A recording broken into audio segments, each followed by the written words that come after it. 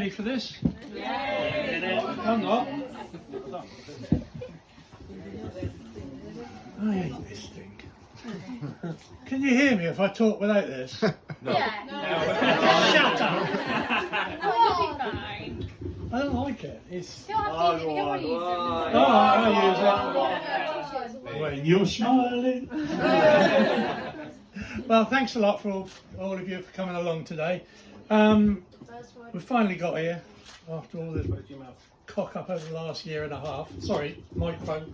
After the last year and a half.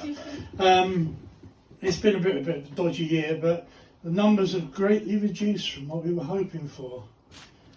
It now falls on my duty to perform a toast. So, there we go.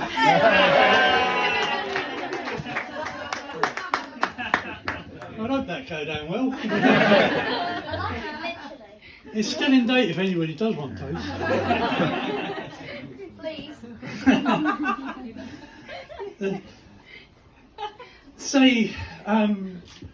I will do a toast in a second. It's to the people who can't be here. You know, the people who, obviously, for a number of reasons, we've had to cut short. For some people can't travel. We've got relatives coming from the Channel Islands. Somebody from Australia, he's never going to get out of there. Australia's become a penal colony once again. Good. They've been rubbing our noses in it for years. And there are people who've been ill, as we saw this evening with, was it Grandad Dave? Yeah. We all wish him a speedy recovery. Yeah.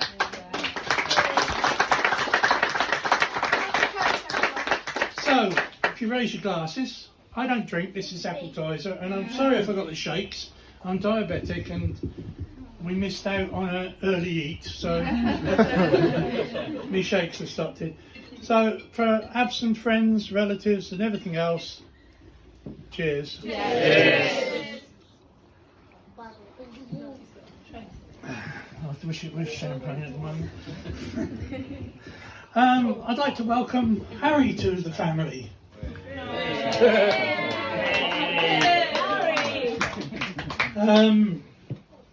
Actually, he's been in the family for a long time. I've taken him as family since not long after I met him. He's a lovely lad.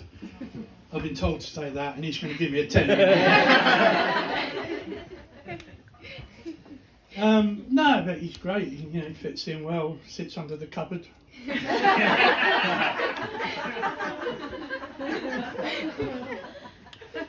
But the two of them make a lovely couple. They share a lot of interests. They like walking. Trouble is, they come back again.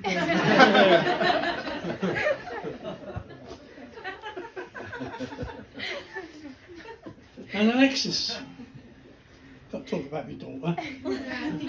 She scrubs up well. She actually looks pretty stunning today. She always looks good anyway, I've got to say that. And that gorgeous red hair of hers. Oh, where does that come from? Well, it comes from her mum and me. Because her mum is Irish, well, Irish descent. I'm Scottish descent. So you've got a slight temperament error here. So she's great. She's loving, kind and everything. But if you upset her, just keep her away from cudgels and daggers and swords.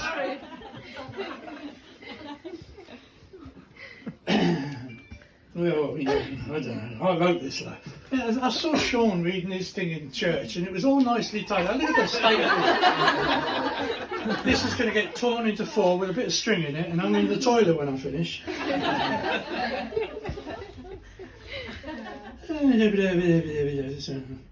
Right. Done that bit. Right, we're going to turn over the page now. Yeah, I've only got one daughter, a million sons. I get a guilty feeling when I walk past children's homes.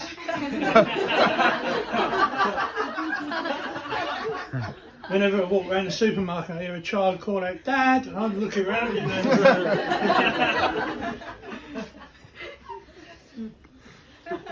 I don't know why I'm reading on this. I've got my glasses here, I don't know why, I still can't see it because I can't write very well. Yeah, it was a really proud day for me. So she's the only daughter. I had to give her away. I wanted to sell her. Nice Arab sheikh would give me £1 million quid for it.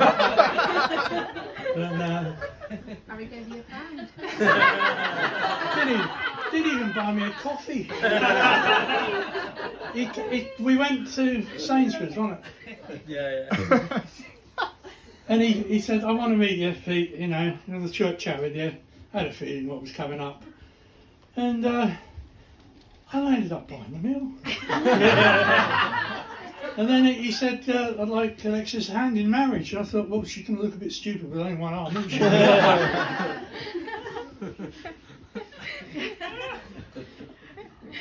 But Alexis didn't grow up as a normal girl. Well, she is a normal girl, don't get me wrong. Well, that's to be debated anyway. But I live in the countryside. So she landed up climbing and falling out of trees and things like that. And me and her mum shared her half each, you know, cut down the middle. But she stayed with her mum half a week, stayed with me half a week.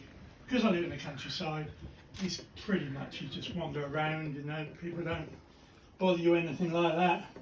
And she come back one day. I said, "Where have you been? I haven't seen you for a day." "Oh, we're at a farm about a mile up the road." And she was feeding baby lambs. But we live in a community where everybody knows everybody else and they always look out for everybody. And she's had a really good chance to grow and blossom because of that. The baby One thing about her, she is loyal, she is friendly. But I had a visit the other day from somebody who wanted to know why they weren't invited to the wedding. And they said, "Well, can I send a present?" I said, "No." I said, "But you can turn up in person."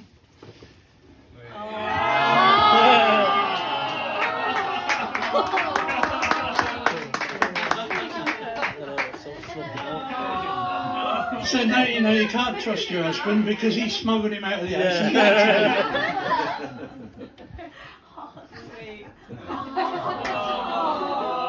He doesn't usually My wear mum's a suit. got his jumper.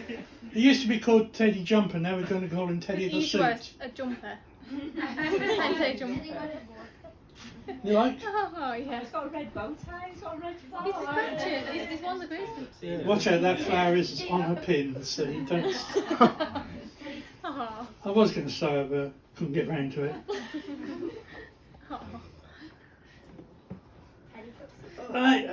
They make a lovely couple. I hope they have a lovely long life together.